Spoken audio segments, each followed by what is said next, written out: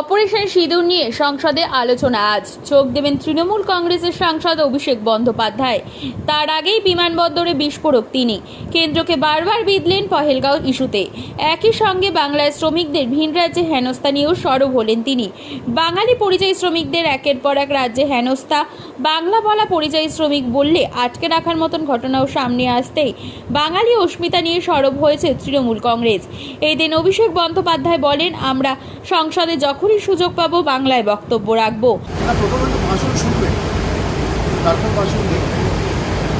এবং আমরা স্পষ্ট করে বলেছি 21শে জুলাই থেকে আমি নিজে আমার বক্তব্যে ঘোষণা করেছি, পরে সেটাকে অনুমোদন করেছেন। আমরা এই অন্তত এই পর্ব এবং ভবিষ্যতে যখনই সুযোগ পাবো যে কোনো ইন্টারভেনশন কোয়েশ্চেন আওয়ার যে কোনো ডিবেটে যখন অংশগ্রহণ করবে তখন বাংলায় বক্তব্য রাখবো।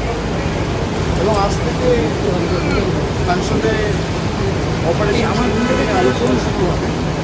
আমাদের দলের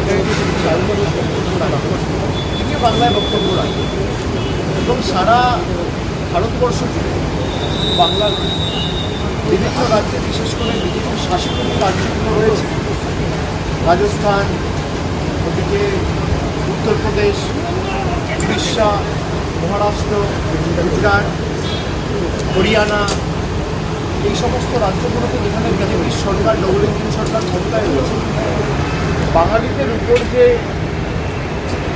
পূর্ব পরিকল্পিত অত্যাচার, হিংসার একাধিক ঘটনা, বিজেপির প্রতিহিংসার রাজনীতি, অধিকার রয়েছে এই মাটির উপর। আমরা কেন বিভাজনের রাজনীতি করব?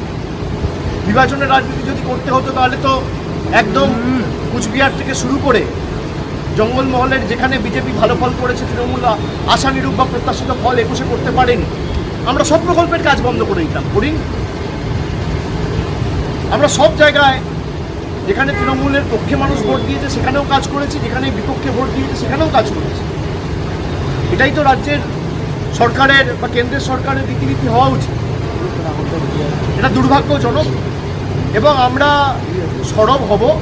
এবং আগামী দিনে বিজেপি যদি ভাবে যে বাংলার মানুষকে পেটে মেরে অপমানিত করে বাংলার মানুষকে শিক্ষা দেবো, আরও কঠোর শিক্ষার জন্য আপনারা নিজেরা তৈরি থাকুন।